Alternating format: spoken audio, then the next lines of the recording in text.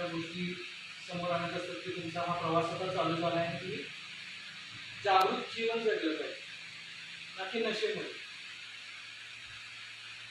मला नेहमी वाटायचं की मी जे काही दुःख अनुभवतोय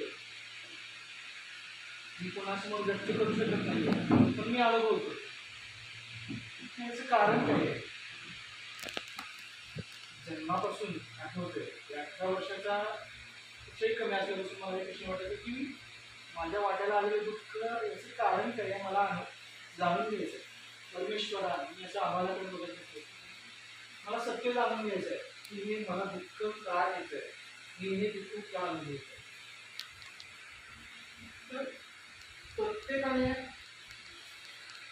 जीवन ज्या पद्धतीने आपण जगतोय किंवा आपण सगळ्यात मोठं डोंगर असतो तो दुःखाचा वाटतो, आनंदाचा कधीच वाटत. मग ठीक आहे, आनंदाचा नाही तर दुःखाचा तरी वाटतो. तर त्याच्या पद्धतीने जागरूकतेने विचारलं पाहिजे की हे का अनुभवतो. प्रत्येकाने त्याच्या जन्माचा उद्देश काय शोधलं पाहिजे. मी जन्माला काय कशासाठी आलो, स्त्री शरीर पुरुष शरीरामध्ये का आलो. जोपर्यंत हा प्रश्न तुम्ही विचारला नाही सुद्धा तोपर्यंत तुम्हाला तुमचं सत्य कधीच समजणार नाही. कारण ध्यानानंतर सुद्धा एक ऊर्जाची केस आहे. प्रत्येक व्यक्तीची जी प्रगती आहे ती तिच्या गुणानुसार होत असते. व्यक्ती कुठल्या गुणामध्ये आहे, तमोगुण, निर्गुण, सगुण, असे जे गुण आहेत त्या गुणामध्ये कुठल्या गुणामध्ये आहे त्यानुसार व्यक्तीची प्रगती असते. त्यामुळे प्रत्येक व्यक्ती ज्या त्या ठिकाणी प्रगत असते.